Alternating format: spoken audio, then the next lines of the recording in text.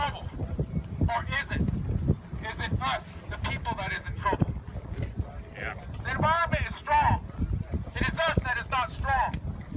At some point, we are going to have to wake up and understand that we can no longer live off the land. We have to relearn and understand how to live with the land again.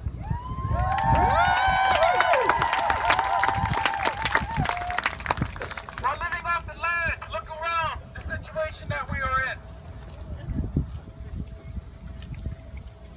Let's get back with it. Let's wake up.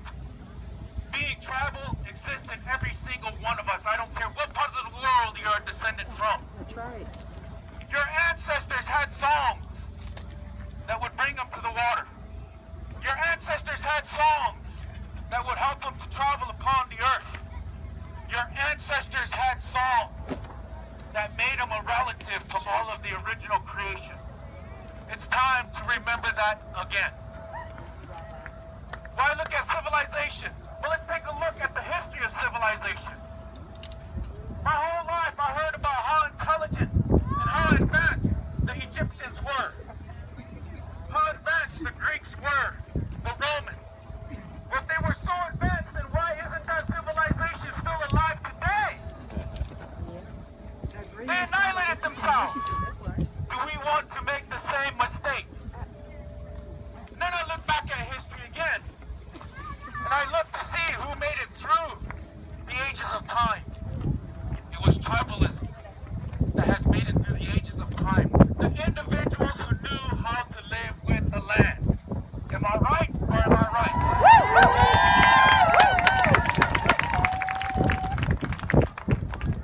I'm really super thirsty, but I wanted to save some of this. Miniwachoni and my people's language that the Buffalo Nation have given us. The water of life. This is it. We don't have some amazing spaceship that's going to come and deliver us fresh, pure, drinkable water every 100 years, every 500, every 1,000 years. This is it. It exists within you. Now it needs us to exist so that we can continue to exist. This is the only living being on the planet that still has life when we consume it as human beings. All other things we have to first take their life. I don't care if it's a vegetable. I don't care if it's a vegetable. Water is the only one that is still alive. I was a little boy and I grew up in this river up in South Dakota along the Cheyenne River Reservation. My grandmothers used to take me to this river as a little boy. They would pray and then we get to go play. I swam in this river. I eat fish that came from this river. Today, our search and rescue people have to put on full body protective gear before they even get on this river. What is happening to us? Are we that asleep? Are we that numb? Look at the eyes of your child. It is them who are going to pay the consequences for our actions and our deeds.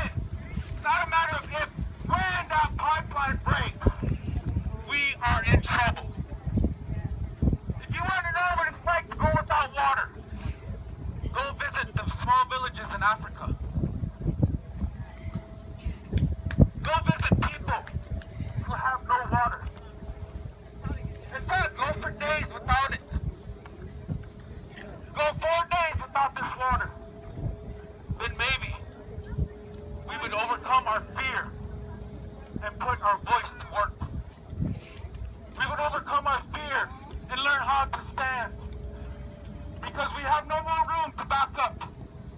We have no more room to compromise. We are standing on the feet of our children today, now. We're standing on the throats of unborn children that are yet to come. We are doing that. Why isn't Hillary Clinton speaking up? She says she's about women's rights. If she's about women's rights, then she should be standing up for the sake of future mothers and grandmothers.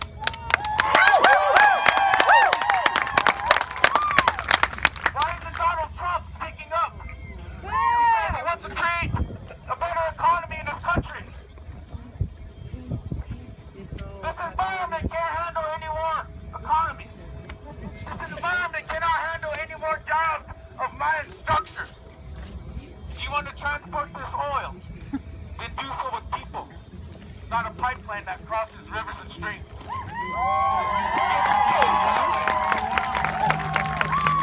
That's how you create an economy. Make sure you supply the people, all people necessary needed to transport things safely, environmentally safely. So I look at us.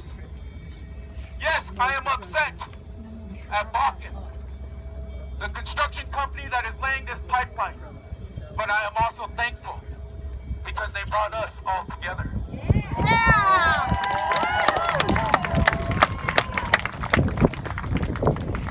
We think 9/11 was a great tragedy.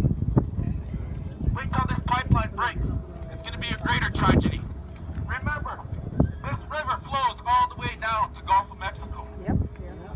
Think about all these people along this river that are going to be affected. Millions. Millions. Not just a few thousand, but millions. And for how many generations is that going to take effect? Many. Many generations. I thought about bringing a quart of oil and a jar of water and pouring the oil in the water and a coffee filter and filtering the oil back out and see who would all drink it. That's how they clean it. And they call it clean.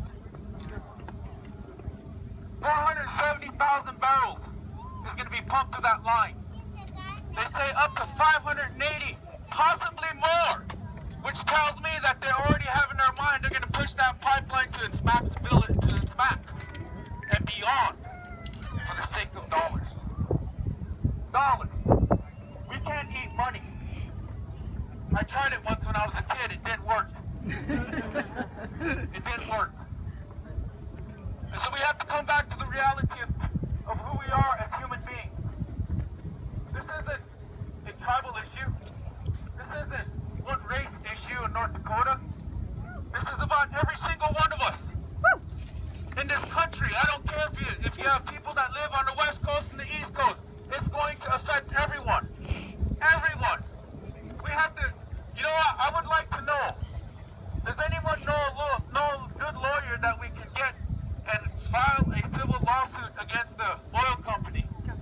I don't want to have to wait till this water's polluted to file a lawsuit. I want to do one now because I live downstream from where this pipe is crossing. We have numbers to Washington, D.C. Call them. You have an online petition. Go DAPL. Change.org. Get on it. Sign it. Spread the word. Spread the word. You are the word, so spread the word. Carry that word with you wherever you go. Carry it to your homes. Carry it to your family reunions. Carry it to your gatherings. Keep talking about it. I was up in North Dakota last weekend. It's intense because the people in those camps are praying. The people on the other side are carrying arms. They have drones that come in. They have drones that come in and fly in at night with heat sensors to keep account of how many campers are there. They have planes that will come daily, fly over and circle the camp. They have hired armed militia on the other side. They have snipers on the other side. Yesterday, women and children, along with men, was attacked by their security guards and their dogs. They released their dogs and they got attacked and bitten. What they are doing is for us too. I am tired. I'm tired of living a life like this. I'm tired.